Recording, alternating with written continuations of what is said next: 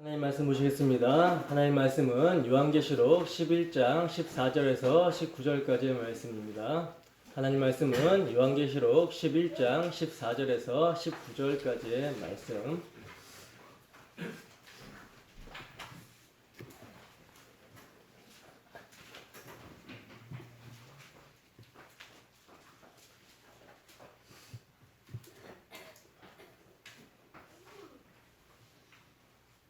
다 찾으셨으면 우리 함께 한 목소리로 합독합니다. 시작. 둘째 화는 지나갔으나 보라 셋째 화가 속히 이르는도다. 일곱째 천사가 나팔을 불매 하늘에 큰 음성이 나서 이르되 세상 나라가 우리 주와 그의 그리스도의 나라가 되어 그가 세세토록 왕노릇 하시리로다 하니 하나님 앞에서 자기 보좌에 앉아있던 24장로가 엎드려 얼굴을 땅에 대고 하나님께 경배하여 이르되 감사옵나니 옛적에도 계셨고 지금도 계신 주 하나님 곧 전능하신 이여 친히 큰 권능을 잡으시고 왕노릇 하시도다. 이방들이 분노하며 주의 진노가 내려 죽은 자를 심판하시며 종 선지자들과 성도들과 또 작은 자든지 큰 자든지 주의 이름을 경외하는 자들에게 상 주시며 또 땅을 망하게 하는 자들을 멸망시키실 때로소이다 하더라. 이에 하늘에 있는 하나님의 성전이 열리니 성전 안에 하나님의 언약궤가 보이며 또 번개와 음성들과 우레와 지진과 큰 우박이 있더라. 아멘. 잠시 기도하겠습니다. 하나님 아버지, 이 시간은 주의 말씀을 듣는 시간입니다. 듣는 귀와 듣는 마음을 주님께서 허락하여 주셔서 이 시간 하나님을 온전히 예배하게 하시고 주님을 경외하게 하시고 주님을 사랑할 수 있도록 아버지 하나님 인도하여 주시옵소서. 하나님 아버지, 부족한 사람이 진리의 말씀을 들고 섰습니다. 하나님, 이 진리의 말씀을 전할 때 정말 밋밋하게나 아버지 하나님 정말 형식적으로 전하지 않게 하시고 가슴에 불타는 마음으로 주의 사랑의 마음으로 주의 진리를 아버지 하나님 가감없이 선포할 수 있도록 인도하여 주시옵소서. 듣는 성도들의 마음 가운데도 주님께서 함께하여 주셔서 사람의 말이 아니라 하나님의 말씀으로 받게 하시고 주를 경외할 수 있는 귀한 심령, 복된 심령이 될 수 있도록 인도하여 주시옵소서. 주의 말씀이 우리에게 선포된다라는 그 자체가 아버지 하나님 복이라는 사실을 알게 하시고 그 복된 말씀에 순종하며 주의 진리의 길을 걸을 수 있는 우리 모두가 될 수 있도록 함께하여 주시옵소서. 감사드리며 거룩하신 예수님 이름으로 기도드립니다. 아멘. 확실히 되어질 진리, 확실히 되어질 진리라는 제목으로 하나님 말씀 증거하도록 하겠습니다. 여러분, 확실하고 또 변하지 않고 참되고 올바르고 진실하다라는 뜻을 포함한 단어가 진리라는 단어거든요. 진리. 성경의 단어로는 이제 히브리어로 볼 때 에메트라는 단어고 헬라어로는 알레테이아라고 하거든요. 여러분, 진리는 확실하고 변하지 않고 참되고 올바르고 언제나 진실해야 되는 거죠. 언제나 신실해야 되는 거죠. 그것이 여러분 진리입니다. 그렇다면 여러분, 우리가 생각해 볼 때 세상에는 진리가 있습니까? 없습니까? 진리가 없죠. 세상에는 여러분 진리가 없습니다. 그럼에도 어떤 사람들은 이렇게 이야기를 해요. 세상에서 가장 확실하고 변하지 않는 것을 자기 자신뿐이라고 이야기를 한다라는 거죠. 내 자신뿐이야. 내가 진리야. 라고 하는 사람들이 많다라는 거예요. 그러나 과연 자기 자신은 확실하다라고 말할 수 있습니까? 여러분, 우리는 우리 자신을 확실하다, 변하지 않는다라는 것을 진리로 믿을 수가 있습니까? 여러분, 진리는 변하면 안 되는 거기 때문에 우리 자신이 만약 진리라면 우리가 어떤 일에 대해서 마음을 먹고 목표로 세운 일에 있어서 그 일을 진행할 때 어떤 상황에 처한다 하더라도 우리의 생각을 바꾸지 않고 처음 생각했던 그대로 이루어야 된다라는 거예요. 이루어야 된다라는 거죠. 변하면 안 되는 것입니다. 그러나 우리가 경험적으로 알 수 있지만 사람은 자기 생각대로 삽니까? 못 삽니까? 살아가지 못한다라는 거죠. 자기가 계획을 세워놓고 원대한 꿈을 이루겠다라고 살아간다라고 해도 그것이 실현되지 않는다라는 거예요. 생각대로 안 된다라는 거죠. 계획대로 안 된다라는 거죠. 우리의 생각이란 항상 주변의 여건과 상황에 의해서 변동되고 굴복될 수밖에 없는 것입니다. 없는 거라는 거예요. 그러니 이러한 나 자신을 어떻게 확신하고 진리라고 믿을 수가 있겠습니까? 여러분, 세상에서 확실하고 변하지 않는 진리란 없어요. 내가 존재한다라는 것 자체도 확실한 것이 아니죠. 왜냐하면 단 몇 분 후에 우리가 어떻게 될지 알 수 없는 것이 우리 인생이란 말입니다. 따라서 지금은 비록 숨을 쉬고 살아있는 생명체로 존재한다라고 하더라도 이 존재가 확실하고 변하지 않기 때문에 진리라고 말할 수는 없는 거라는 거예요. 그럼 여러분, 현대인들이 신봉하는 과학은 진리입니까? 과학은 진리나요? 여러분, 과학의 발전이란 항상 현재의 것에 대한 확실함을 부정하고 부인함으로써 발전해 왔다라는 거예요. 즉, 과학이 발전했다라는 것은 현재의 과학에 대해서 비판하고 부정함으로 발전이 된 거라는 거죠. 그러니까 과학도 진리입니까? 진리가 아닙니까? 진리가 아니라는 거예요. 현재의 것이 확실한 것이 아니고 절대적인 것이 아니기 때문에 과학이 계속 발전해 온 거 아닙니까? 오늘 확실한 과학 이론이 내일이면 또 다른 누군가에 의해서 뭉개지고 부인될 수 있다라는 거예요. 여러분, 이와 같이 세상은 그 무엇 하나도 확실하다라는 답을 내릴 수가 없습니다. 진리가 없다라는 거죠. 그렇기 때문에 진리가 없는 세상을 뭐라 그래요? 불확실한 세상이다라고 하는 것입니다. 그러면 여러분, 이러한 불확실한 세상에서 과연 우리가 무엇을 믿을 수 있겠습니까? 여러분, 믿는다라고 할 때 믿는다라는 것은 뭐예요? 확실하기 때문에, 의지가 되고 받아들여지기 때문에 믿는다라고 하는 거죠. 믿는다라는 말을 하는 거죠. 그렇다면 만약 세상에서 믿을 것이 있다면 세상에서 진리로서 확실한 것이 무엇인가를 증명할 수 있어야 된다라는 거예요. 만약 세상에서 확실한 것이 있다라는 것을 증명할 수 없다면 결국 세상에서 믿을 수 있는 진리란 뭡니까? 아무것도 없다라는 결론을 내릴 수밖에 없는 거라는 거죠. 심지어 우리 자신조차도 믿을 수 없는 존재라는 거예요.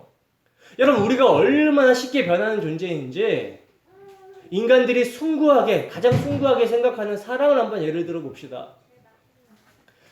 어떤 남자가 어떤 여자를 사랑하게 되었다고 가정을 한번 해보자고요. 적어도 사랑에 빠진 남자는 내가 저 여인을 사랑한다라고 생각했을 때는 뭡니까? 자신의 사랑에 대해서 전혀 의심하지 않을 거라는 거예요. 자기 사랑에 대해서 굉장한 확신을 갖는다라는 거죠. 그래서 어떻게 얘기합니까? 세상이 다 변한다라고 해도 내 사랑은 불변할 거고 변하지 않을 거야. 이게 굳게 믿을 거라는 거죠. 다른 사람들의 사랑은 믿을 수 없다라고 해도 나의 사랑만큼은 믿을 수 있는 것이라고, 확실한 것이라고 이렇게 당당하고 자신 있게 말할 수 있을 거라는 거예요. 그러나 과연 그 사랑이 변하지 않는 진리입니까? 확실한 것입니까? 우리는 자신의 사랑을 확실한 것으로, 변하지 않는 진리로 자신할 수 있습니까? 여러분, 사람의 사랑은요, 변하지 않는 진리가 아니라는 거예요. 경험을 봐서 알잖아요. 그죠? 얼마든지 더 나아 보이는 사람을 만나게 됐을 때 변하지 않고 장담했다라는 사랑이 쉽게 흔들리게 되고 갈등하게 되고 고민하게 된다라는 거죠. 여러분, 이것이 인간의 사랑입니다. 이러한 자기 자신에 대해서 확실성을 두고 믿는다라는 것은요, 굉장히 어리석은 거예요. 사람은 상황이나 주어진 여건에 의해서 얼마든지 변할 수 있는 것이 사람의 마음이고 생각이고 행동인 것입니다. 다시 말씀드리지만 세상은 온통 불확실한 것으로 가득 차 있습니다. 무엇 하나 믿을 것이 없는 세상이라는 거죠. 그런데 이러한 세상에서 사람들은 뭘 믿고 살아갑니까?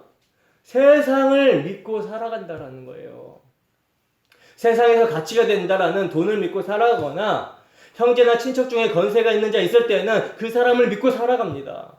그래서 세상에서 가장 확실한 것은 힘이고 돈이고 권력이다. 이것이 진리다 라고 여기면서 살아간다라는 거죠.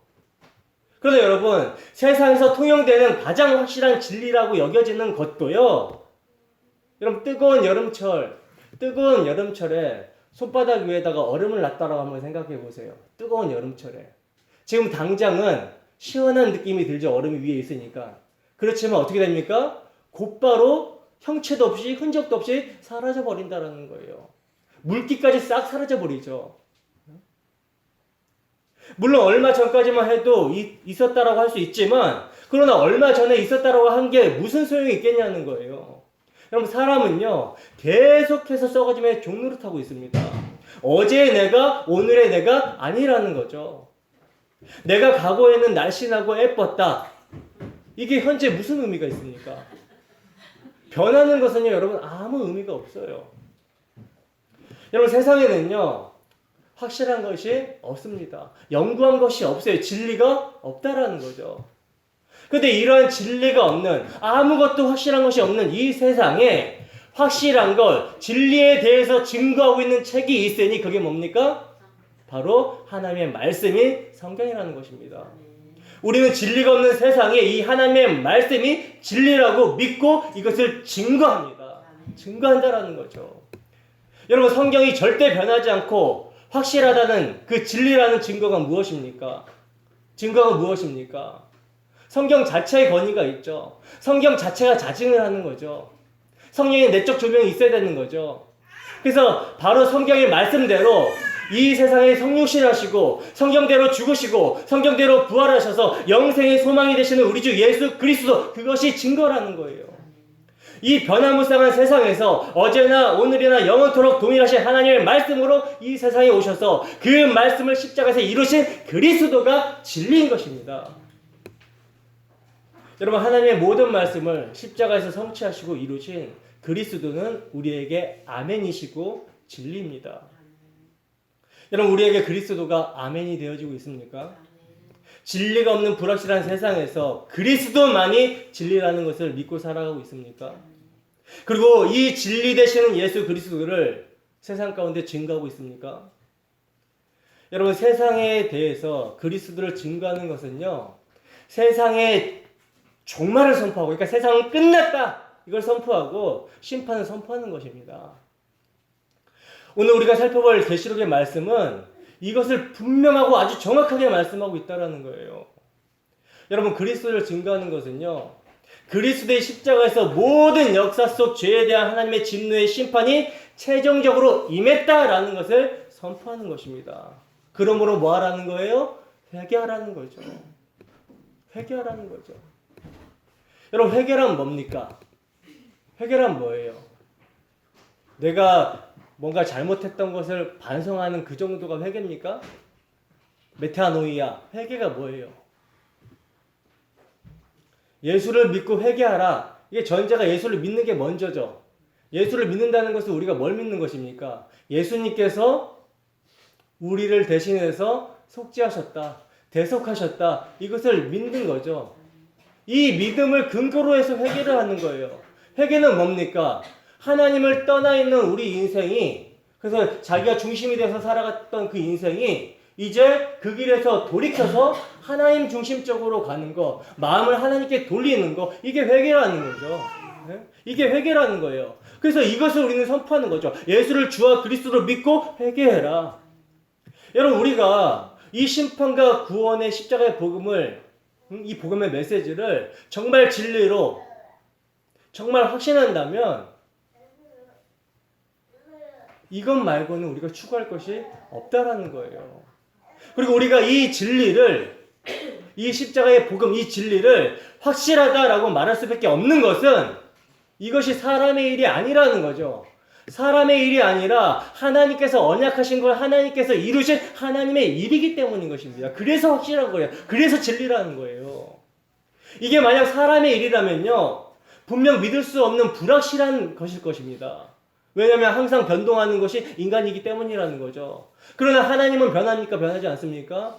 회전하는 그림자도 없으신 분이 하나님이라는 거예요. 하나님은 불변합니다. 그렇기 때문에 창세전에 계획하시고 작정하신 일을 역사 속에서 신실하게 이루셨다라는 것을 계시하고 있는 것이 성경이라는 거예요. 그래서 성경이 진리라는 것입니다. 이렇게 불변하시는 하나님께서 당신의 심판과 구원을 그리스도의 십자가에서 이루셨다면 이것은 분명 변할 수 없는 확실한 거라는 거예요. 그래서 이것을 믿는 것이 곧 뭡니까? 믿음이며 신자는 믿음으로 복음을 증거하게 되는 거라는 거죠. 불확실한 세상에서 확실한 것을 발견하고 그것을 믿고 증인으로 살아가는 자가 이 망할 세상에서 구원을 받은 성도라는 것입니다. 그렇다면 과연 우리의 마음에 확실한 것이 있습니까? 확실한 것이 있습니까? 쉽게 말해서 그리스도로 인해 주어지는 천국과 영생을 확실한 것으로 믿고 살아가고 있습니까? 우리는 과연 무엇을 믿습니까? 과연 무엇이 믿어집니까? 여러분, 지금 우리가 믿고 있고 의지하고 있는 것이 우리에게 확실한 거죠. 사람은 불확실한 것을 믿기보다는 확실하다라고 여겨지는 것을 믿고 살아가기 때문에 우리에게 만약 하나님 나라보다 돈이 의지가 되어진다면 그것은 하나님 나라가 불확실한 것으로, 돈은 확실한 것으로 여기고 있다라는 증거가 된다라는 거예요. 돈은 지금 당장 나에게 먹을 것을 줄 수 있고 나를 행복하게 해줄 수 있지만 하나님 나라는 지금 당장 나에게 행복을 주고 먹을 것을 줄 수 있는 것은 아니지 않는가라는 생각이 하나님 나라보다 돈에 대해서 더 확실성을 두고 살아가게 하는 거라는 거죠. 우리는 어떻습니까? 우리에게는 무엇이 확실한 것입니까? 십자가에서 임한 세상의 심판이 확실합니까? 아니면 세상이 확실합니까? 예수 그리스도가 확실한 진리입니까? 아니면 돈이 확실한 것입니까? 사람은 자신이 확실하다라고 여겨져 있는 것을 따라갈 수밖에 없어요. 하나님의 심판이라는 것이 확실하다면 이 시간 뭐 해야 됩니까? 회개하고 예수를 믿어야 되는 것이죠. 그리고 믿는 자는 복음에 합당한 가치관과 삶의 모습이 있어야 하는 것입니다. 그 삶의 모습이 지난 시간에 어떤 모습이라고 말씀을 드렸죠? 예수님이 가신 그 길을 그대로 따라서 세상에 대해서 죽는 삶이라고 그랬죠. 그리고 그 기간은 정해져 있어요. 3일 반입니다.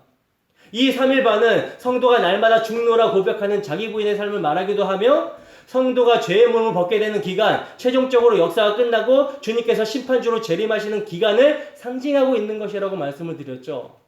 그러므로 이 기간 동안 교회는 세상으로부터 조롱과 핍박과 구경거리가 되는 모습으로 보여지게 되지만 날마다 죽노라의 삶에서 그리스도와 함께하는 삶이 있기 때문에 죄의 몸을 벗고 주님 다시 오실 날을 소망하기 때문에 성도는 기꺼이 어떻게 살아요? 주님 가신 길을 감사로 갈 수가 있는 거라는 거예요.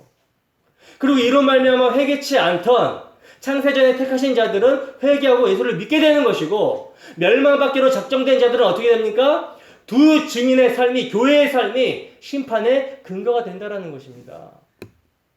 여러분, 오늘 본문은 이 두 증인이 증거를 마치고 대적에 의하여 죽고 그 죽음을 세상으로부터 조롱당하는 교회의 죽음의 릴레이의 역사의 기간이 세상이 화를 당하게 되는 둘째 화의 기간이다라고 말씀하고 있습니다. 둘째 화의 기간. 그리고 이제 셋째 화가 이르게 된다라고 그러죠. 바로 그 셋째 화가 이르게 되는 것이 이제 일곱째 천사가 나팔을 부는 나팔 재앙이라는 거예요. 본문 14절에서 15절 말씀 보겠습니다. 본문 14절에서 15절 말씀 함께 했습니다. 시작. 둘째 화는 지나갔으나 보라 셋째 화가 속히 이른도다. 일곱째 천사가 나팔을 불매 하늘에 큰 음성이 나서 이르되 세상 나라가 우리 주와 그의 그리스도의 나라가 되어 그가 세세토록 왕노로 타시리로다 하니. 아멘. 자, 보시면 지금 둘째 화는 여섯 번째 나팔 재앙이었죠. 그죠? 그리고 셋째 화는 일곱 번째 나팔 재앙인데 이 사이에 지금 뭐가 있는 것입니까? 두 증인, 교회의 복음 증거가 있었다라는 거예요. 여러분, 이것은 뭘 의미하겠습니까?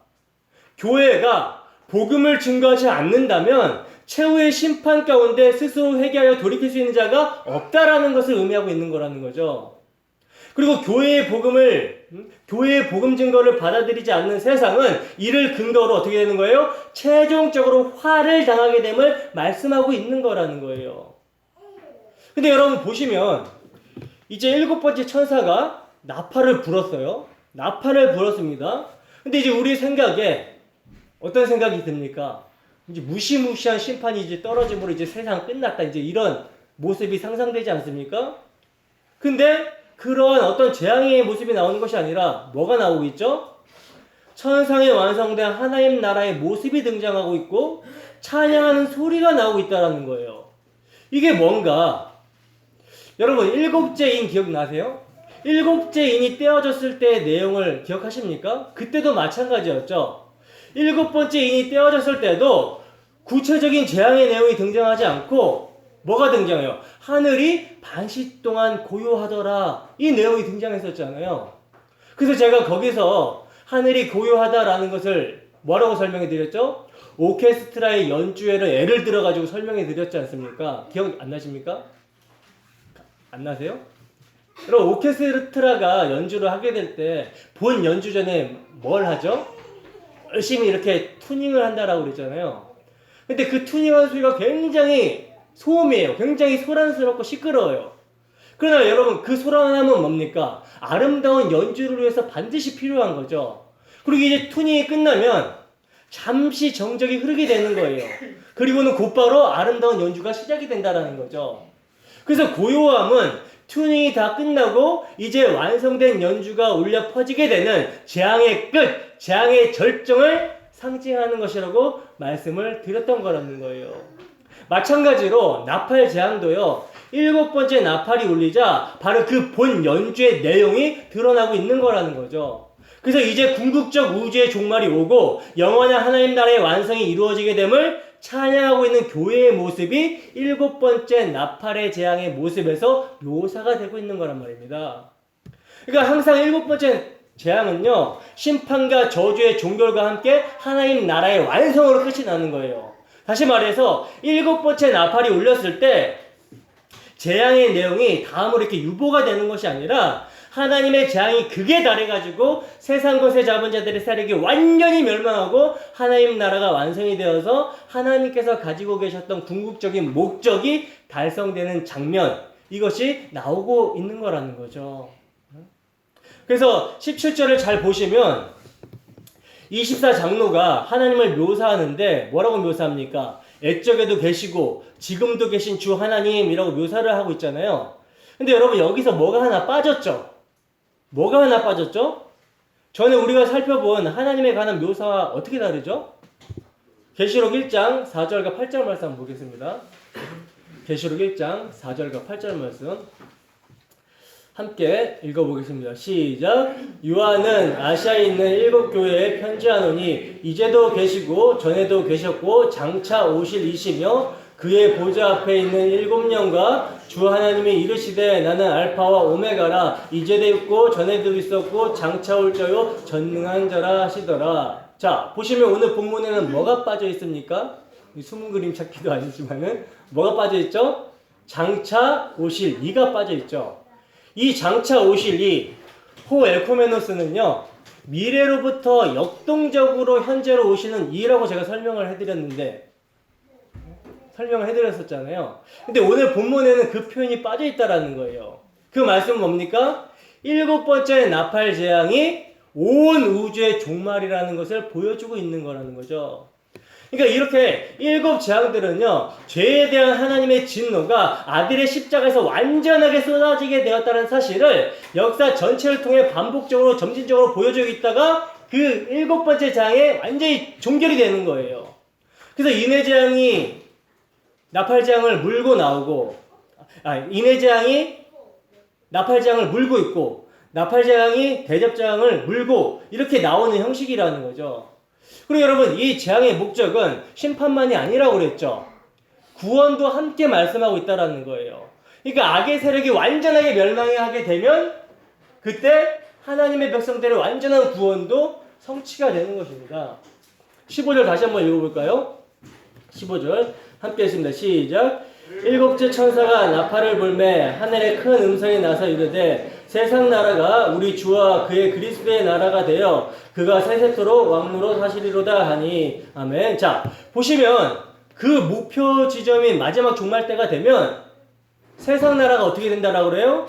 우리 하나님과 예수 그리스도의 나라가 된다라고 그러죠. 그리고 하나님께서 세세토록 왕노로 사실 거라고 찬양을 하고 있다는 거예요.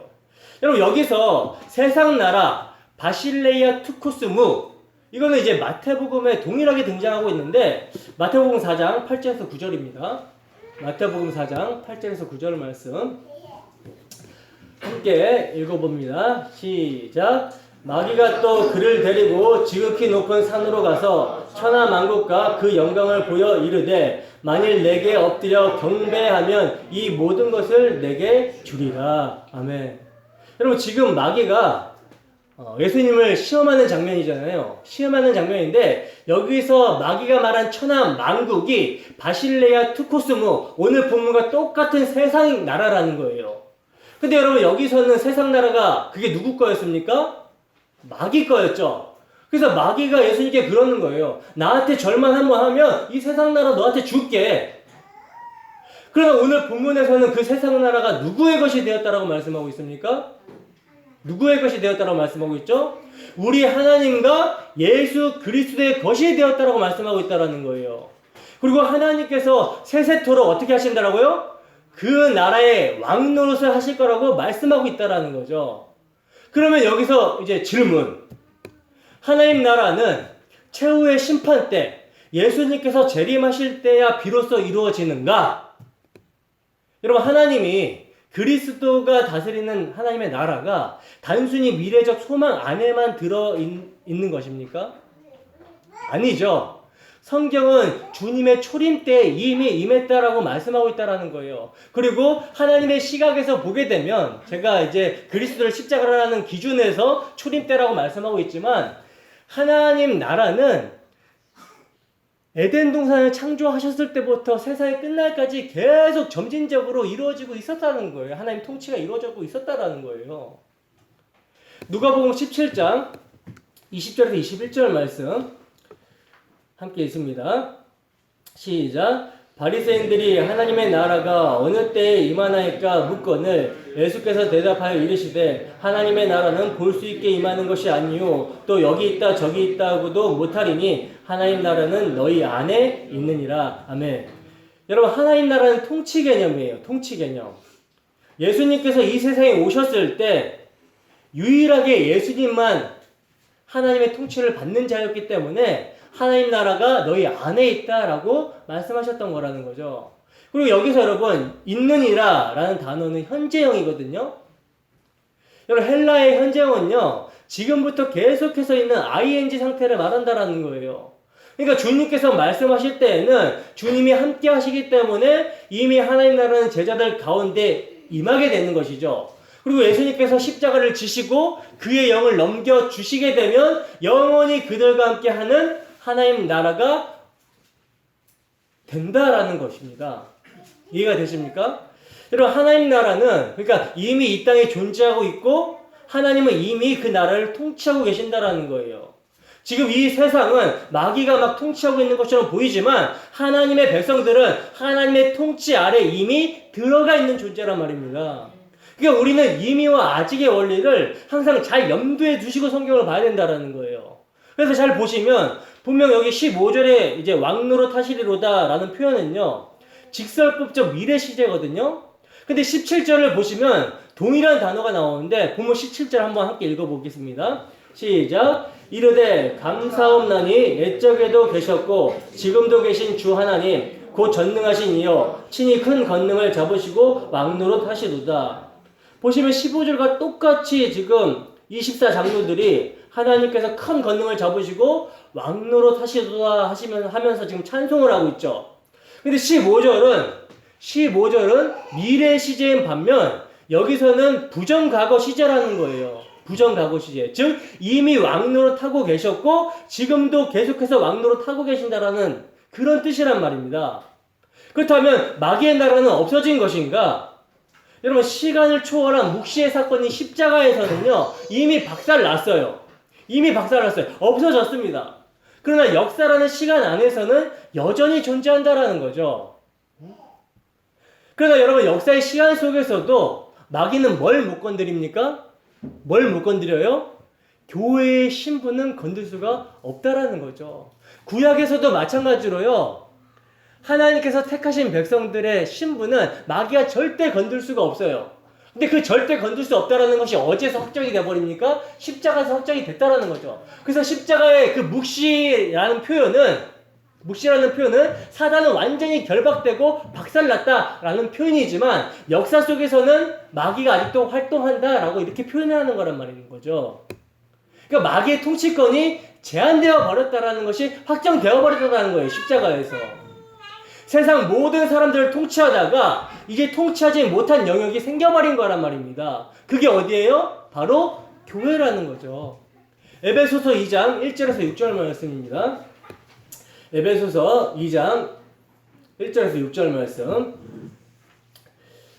함께 읽어보겠습니다. 시작. 그는 허물가제로 죽었던 너희를 살리셨도다. 그때 너희는 그 가운데 행하여 이 세상의 풍조를 따르고 공중의 권세 잡은 자를 따랐으니 곧 지금 불순종의 아들들 가운데서 역사하는 영이라. 전에는 우리도 다 그 가운데서 우리 육체의 욕심을 따라 지내며 육체와 마음에 원하는 것을 하여 다른 이들과 같이 본질상 진노의 자녀였더니 긍휼이 풍성하신 하나님이 우리를 사랑하신 그 큰 사랑을 인하여 허물로 죽은 우리를 그리스도와 함께 살리셨고 너희는 은혜로 구원을 받은 것이라. 또 함께 일으키사 그리스도 예수 안에서 함께 하늘에 앉히시니. 아멘.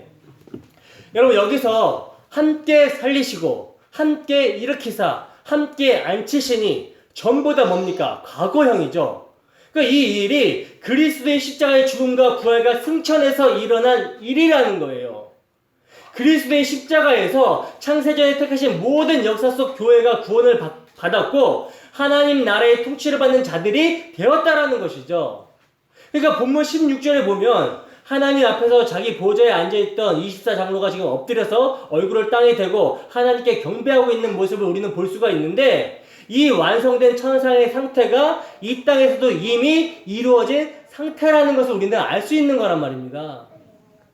역사 속에서 가시적으로는 아니지만 믿음으로 시간을 초월해서 보면 이미 그리스도와 함께 왕의 보좌에 앉아서 왕노릇하고 있는 상태라는 거예요. 지금 우리가 드려지는 예배가 왕노릇하고 있는 상태라는 것입니다. 그래서 사도 베드로는 교회를 이렇게 말씀하고 있어요. 베드로전서 2장 9절에서 10절 말씀입니다.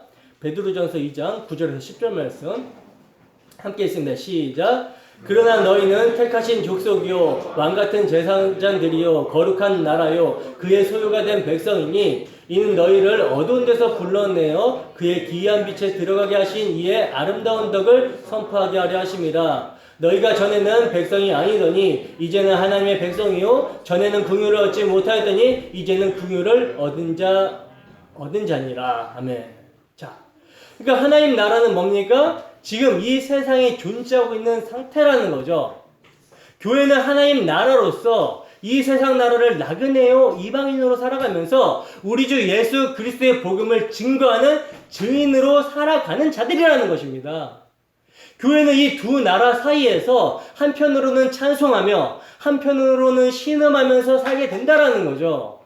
그러나 교회의 종국은 뭡니까? 십자가에서 이미 확증되었기 때문에 이미 승리로 확정되었기 때문에 완성된 하나님 나라가 종국이라는 거예요. 그래서 11장 초반에는 뭐가 나와요? 교회의 순교가 나타난 것이고 후반에는 완성된 하나님 나라에서의 찬송이 나타나고 있는 거라는 거죠. 여러분, 교회는요 세상 나라 가운데 세상 사람들과 똑같았던 자신들이 어떻게 하나님 나라가 되었는지의 그리스도의 그 희생과 사랑을 알기 때문에 감사하며 인내 가운데 소망하며 찬송할 수가 있는 것입니다. 십자가로 말미암아 완성된 하나님 나라가 예수 그리스도께서 재림하시면 심판주로 오게 되면 오게 될 것을 진리로 확신하기 때문에 지금 믿음으로 찬양할 수가 있는 거라는 거예요. 바로 이 모습이 세상 나라에서 하나님 나라가 된 자들의 모습이라는 거죠. 교회의 모습이라는 거죠. 그럼 어떻게 세상 나라가 하나님 나라, 그리스도의 나라가 될 수 있는가? 어떻게 될 수 있습니까? 바로 두 증인인 교회의 예언사역의 결과라는 거예요. 여러분, 교회의 전도는요 세상에 볼 때 어떻게 보입니까? 굉장히 미련하고 어리석어 보이죠? 굉장히 어리석고 미련하게 보이는 십자가의 도를 전하는 것입니다. 십자가에 못 박혀 죽으신, 저주받아 죽으신 그리스도가 바로 하나님이시다. 우리의 죄 때문에 우리의 죄가 되어 죽으셨고 우리의 의가 되어 주시기 위해서 다시 사셨다. 그분이 우리의 주와 그리스도 구원자가 되신다. 그러니 회개하고 예수를 믿어라. 십자가에 못 박히신 그분이 누군지 알고 믿지 아니하면 당신은 당신의 죄 가운데 죽을 것이다. 여러분, 이게 전도입니다. 여러분, 교회의 전도, 이 미련하고 어리석은 십자가의 도를 전하는 전도가 하나님께서 택하신 자를 구원하시는 강력한 도구가 된다는 거예요. 모든 사탄의 견고한 진을 무너뜨리는 능력이 된다는 거죠. 그러므로 이렇게 교회의 사역은 정말 엄청나게, 교회의 전도 사역은 정말 엄청나게 중요하다는 거예요. 이 교회의 전도 사역으로 십자가에서 이미 임한 종말이 선포가 되는 것이며, 이 복음을 전함으로 말미암아 역사의 마지막 날에 두 부류로 나뉘게 되어지는 거예요. 심판과 구원으로 나뉘게 된다라는 거죠. 본문 18절 보겠습니다. 함께 했습니다. 시작. 이방들이 분노하며 주의 진노가 내려 죽은 자를 심판하시며 종 선지자들과 성도들과 또 작은 자든지 큰 자든지 주의 이름을 경외하는 자들에게 상 주시며 또 땅을 망하게 하는 자들을 멸망시키실 때로소이다 하더라. 아멘. 보시면 18절은 교회의 예언, 복음 증거를 통해서 나뉘어진 두 부류의 지금 종말을 말씀하고 있죠. 종말을 말씀하고 있는데, 우선 보시면 이방들이 분노한다 그래요. 근데 이 분노하는 자들에게 뭐가 임해요? 주의 진노가 임하여 죽은 자를 심판하신다라는 거예요. 그러니까 주의 복음을 받아들이지 않는 자들은 어떤 자들입니까? 죽은 자들이며, 이 죽은 자들은 심판을 당하게 된다라고 성경은 말씀하고 있다라는 거예요. 여러분, 이방들은 뭡니까? 유대인이나 이방인의 구별이 없죠. 십자가에 못 박히신 예수가 주와 그리스도가 된다라는 복음을 받아들이지 않는 자들은 뭡니까? 다 죽은 자고 이방인들이라는 거예요. 여러분, 십자가 지신 예수님이 주와 그리스도가 되셨고 지금은 온 세상을 다스리는 왕으로 계시며 곧 다시 오실 재림주와 심판주가 된다라는 이 소식이 여러분들에게 기쁜 소식입니까? 아니면 분노의 소식입니까? 기쁜 소식이라면 예수님을 주와 그리스도로 믿는 사람이지만, 이 말씀에 화가 일어나고 분노가 일어난다라면 이방인이라는 거예요. 사도는 이 말씀을 시편을 인용해서 말씀하고 있는데, 시편 2편 1절에서 12절 말씀입니다. 시편 2편 1절에서 12절 말씀 함께 한번 읽어보겠습니다. 시작. 어찌하여 이방 나라들이 분노하며 민족들이 헛된 일을 꾸미는가? 세상의 군왕들이 나서며 관원들이 서로 꾀하여 여호와와 그의 기름 부음 받은 자를 대적하며 우리가 그들의 맨 것을 끊고 그의 결박을 벗어버리자 하는도다. 하늘에 계신 이가 웃으시며 주께서 그들을 비웃으시리로다. 그때 분을 바라며 진노하사 그들을 놀라게 하여 이르시기를 내가 나의 왕을 내 거룩한 산 시온에 세웠다 하시리로다. 내가 여호와의 명령을 전하노라. 여호와께서 내게 이르시되 너는 내 아들이라. 오늘 내가 너를 낳았도다. 내게 구하라. 내가 이방 나라를 내 유업으로 주리니 내 소유가 땅끝까지 이르리로다. 내가 철장으로 그들을 깨뜨리며 질그릇같이 부수리라 하시도다. 그런즉 군왕들아 너희는 지혜를 얻으며 세상의 재판관들아 너희는 교훈을 받을지어다. 여호와를 경외함으로 섬기고 떨며 즐거워할지어다. 그의 아들에게 입맞추라. 그렇지 아니하면 진노하심으로 너희가 길에서 망하리니 그의 진노가 급하심이라. 여호와께 피하는 모든 사람은 다 복이 있도다. 아멘. 여러분, 이방이 분노하고 있습니다. 이방이 믿지 않는 세상의 모든 사람들을 가리키는 거예요. 이방이 분노하고 있습니다. 세상의 군왕들이 나서며 관원들이 서로 꾀하며 여호와와 그의 기름 부음 받은 자를 대적하며 그 맨 것을 끊고 그 결박을 벗어버리겠다고 나서고 있는 거예요. 왜 이렇게 이들이 분노하고 나서고 있는 것입니까? 저마다 선악과를 따먹고 스스로 하나님처럼 왕이 되어 있기 때문에 자기 위에 상위 존재가 있다는 것을 거부하고 있는 거라는 거죠. 이것이 기름 부음 받은 자를 대적하고 있는 모습이라는 거예요. 여러분, 이 대적하는 모습이 어떻게 나타났습니까? 예수님을 십자가에 매달아 죽이는 모습으로 나타났다라는 거죠. 그러나 하나님께서는 이들을 어떻게 하십니까? 비웃으시면서 예수 그리스도를 죽은 자 가운데서 다시 살리셔서 왕으로 세우신 것입니다. 그래서 이제 이 세상은 심판 아래 하나님의 진노하에 놓이게 된 거라는 거죠. 그러므로 그 아들에게 입맞추지 아니하는 자는 뭡니까? 하나님의 심판이 급하다라고 말씀하고 있다라는 거예요. 여러분, 그리스도를 대적하는 세상 나라란 계시록에서는 짐승으로 묘사를 하고 있거든요. 짐승. 여러분, 이 세상 나라가 무엇을 추구하는지 보시기 바랍니다. 대한민국이 무엇을 추구하며, 미국이 무엇을 추구하며, 중국이 무엇을 추구하며, 북한이 무엇을 추구하는지 한번 보시기 바랍니다. 세상 나라는 영원하지 않습니다. 그래서 회개하고 예수를 믿지 않으면 하나님의 진노가 임합니다. 이것을 추구하는 나라 보셨습니까? 저마다 자기 국익을 추구하며 이 세상 나라, 그것도 자기들이 세운 나라의 영원함을 말하고 있다는 거예요. 그 속에 누가 포함되어 있습니까? 우리가 포함되어 있죠. 그래서 우리도 각자의 영역에서 자기 나라의 영원함을 노래합니다. 나의 가정이요, 나의 직장이요, 영원하라 하는 것이죠. 근데 만약 그렇게 되기 위하여 내가 다니는 교회도 잘 되어서 하나님을 기쁘시게 하고자 한다면 이건 뭡니까? 이건 결국 자기 나라를 포기하는 것이 아니라 자기 나라를 영원히 경고하기 위해 자신의 주인됨과 임금됨을 드러내는 모습일 뿐이라는 거예요.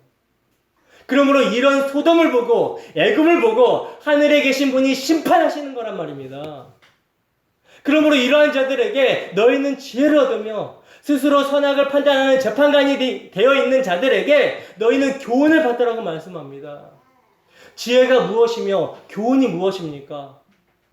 여호와를 경외하며 즐거워하는 거라는 거죠.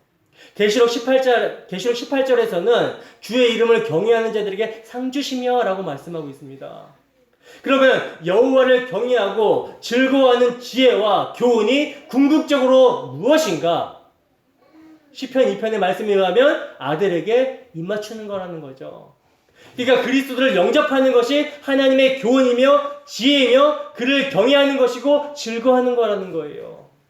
그리스도를 영접하지 않으면 하나님의 진노하심으로 멸망하게 된다는 것이죠. 그러나 주를 영접하는 자들, 곧 주를 경외하는 자들은 상으로 갚아주신다라고 말씀하고 있습니다. 여러분, 이 상이 무엇입니까? 이 상은 우리가 7교회를 통해서 많이 살펴봤듯이 이기는 자는 무엇을 주겠다라고 말씀하셨잖아요. 이기는 자는 무엇을 주겠다라고 하신 것처럼 그 상의 모든 의미는 예수 그리스도라는 거예요. 예수 그리스도를 통한 구원의 기쁨인 것입니다. 교회는 오늘이라 일컫는 날에 회개하고 예수님께서 십자가로 세상의 권세를 질그릇 깨듯이 부숴버렸듯이 예수님의 십자가 앞에 무릎을 꿇고 그 사랑과 그 은혜로 말미암아 세상을 향해 복음을 전하는 증인으로 살아야 된다는 거예요. 아들에게 입맞춘 자로 그리스도를 영접한 자로 하나님을 경외함으로 그 상을 이미 경험한 자로서 아직까지도 그 상이 무엇인지 모르는 세상의 상을 갈망하는 자들에게 그 상을 소개시켜줘야 하는 자들이 바로 교회인 것입니다. 진리가 없는 세상에, 확실한 것이 없는 세상에 확실한 진리, 세상은 망하니 회개하고 예수를 믿으라는 복음을 전해야 될 자들이 바로 교회라는 것이죠. 그래서 이 확실한 진리를 19절에는 이렇게 말씀하고 있습니다. 19절, 본문 19절 읽습니다. 시작. 이에 하늘에 있는 하나님의 성전이 열리니 성전 안에 하나님의 언약궤가 보이며 또 번개와 음성들과 우레와 지진과 큰 우박이 있더라. 아멘. 여러분, 하늘에 있는 하나님의 성전, 하늘에 있는 하나님의 성전이 열렸다라는 것은요, 뭡니까 이거? 하늘의 일이, 감추어졌던 일이 모두 드러난 것을 의미하는 거거든요. 근데 그 드러난 것이 뭐예요? 하나님의 언약궤라고 말씀하고 있다라는 거예요. 그리고 그 드러난 곳에 번개와 음성들과 우레와 지진과 큰 우박이 있다고 말씀하고 있습니다. 여러분, 번개와 음성과 우레와 지진과 우박이 있다라는 것은 심판을 의미하는 거죠. 근데 그 심판이 뭐와 함께 나타났어요? 언약궤와 함께 나타났다라는 거예요. 여러분 이것은 무슨 의미입니까? 무엇을 의미하는 거죠? 하나님의 심판의 기준이 언약궤이다 라는 사실을 말씀해주고 있는 거라는 거죠. 여러분 구약에 보면요, 지성소의 언약궤는 하나님과 이스라엘 백성과의 교제를 상징하는 장소였거든요. 그리고 이 교제는 제물의 피, 즉 속죄를 근거로 해서 이루어지는 것이 언약궤가 있는 지성소였어요.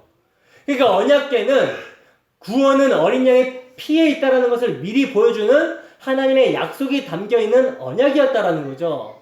그리고 언약의 그 어린 양의 피는 뭡니까? 그리스도를 의미하는 것입니다.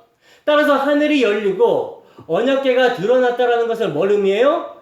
이제 하나님의 언약이 성취가 되었다라는 사실을 보여주고 있는 거라는 거죠. 하나님의 임재의 장소 지성소의 휘장이 찢어짐으로 열려지고 언약궤가 나타났습니다.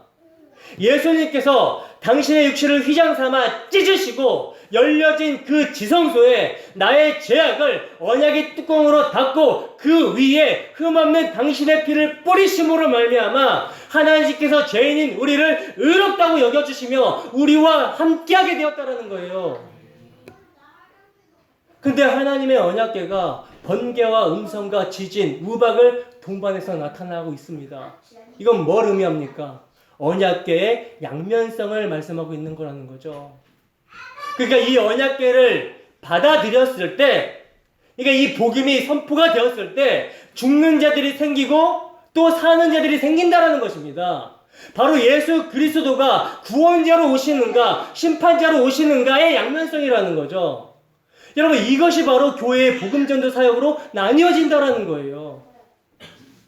여러분 성도가 본문의 24장로들처럼 하나님께 감사하고 찬양할 수 있는 것은요, 세상에서 불확실한 것은 무엇이고 확실한 것은 무엇인지를 알게 되었을 때 찬양하게 된다는 거예요.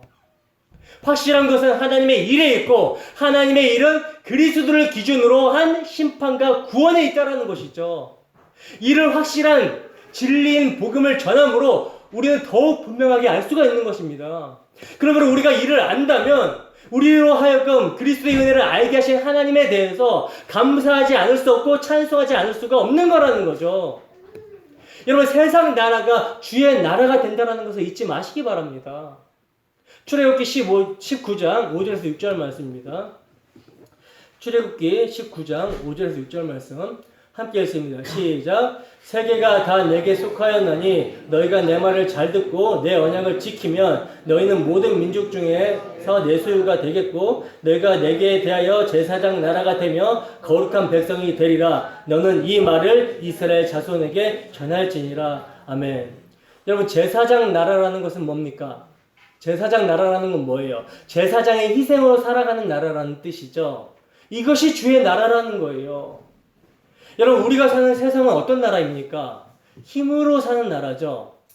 그래서 모든 사람이 힘을 얻기 위해서 애를 씁니다. 힘없는 자는 무시당해요. 그래서 아무리 믿음이 있고 주님을 사랑하는 성도라고 해도 세상 나라에서는 힘없으면 믿음도 조롱받고 무시를 받아요. 그래서 어떤 사람들은 이렇게 주장하죠. 교회가 힘이 있어야 하나님께 영광이 되는 거라고. 그래서 세상에서도 힘을 가져야 된다라고 이렇게 주장을 합니다. 기죽기가 싫고 조롱받기 싫다는 것이죠. 그러나 여러분 이것은 주님에게 입맞추지 않고 세상과 함께 살려는 모습인 것입니다. 근데 이러한 모습이 우리에게 없습니까? 여러분 이러한 세상이 주의 나라가 된다는 것은요, 힘이 아니라 주님의 희생으로 사는 나라가 된다는 뜻입니다. 그리고 우리 주님께서 심판주로 오시게 되면 이제 주님의 희생을 무시하고 힘을 추구했던 모든 세상 나라는 죽은 자로 심판해 버리시겠다라는 거예요. 여러분 이것이 확실한 진리며 곧 되어질 확실한 일인 것입니다. 그러므로 성도는 힘을 추구하는 세상의 모든 영역에서 우리 주 예수 그리스도의 십자가에 부딪혀서 깨져야 되는 거예요. 다 깨져서 정말 빈손 들고 십자가만을 붙들어야 되는 것입니다. 그리고 그것만을 의지해서 세상에 외치는 삶을 살아야 되는 거라는 거죠. 그러므로 성도는 힘이 없다고 해서 낙심할 이유가 있어요, 없어요? 없는 것입니다. 우리의 믿음이 보잘것없이 보이고 주님을 사랑함이 쓸데없이 보임으로 인해서 조롱을 받는다라고 해도 낙심할 이유가 없다라는 거예요. 왜? 왜냐하면 확실한 하나님의 일이 이루어질 그 날이 있기 때문이라는 거죠. 그리스도를 기준으로 세상을 망하게 하시는 일이 남아 있습니다. 그래서 교회는, 증인은 조롱을 받되 낙심하지 않습니다. 가진 것이 없되 비굴하지 않습니다. 왜? 보잘것없이 보이고 쓸데없이 보이고 아무것도 아닌 것처럼 보이는 우리 주 예수 그리스도의 십자가 복음이 가장 확실한 것임을 알고 있기 때문이라는 거죠. 여러분, 우리 모두의 마음에 이 확실한 진리가 새겨지기를 소원합니다. 그래야 우리의 삶이 구원 얻는 자들에게나 망하는 자들에게나 그리스도의 향기로 확실한 진리를 전하는 자들이 되기를 주님의 이름으로 축원합니다. 기도하겠습니다.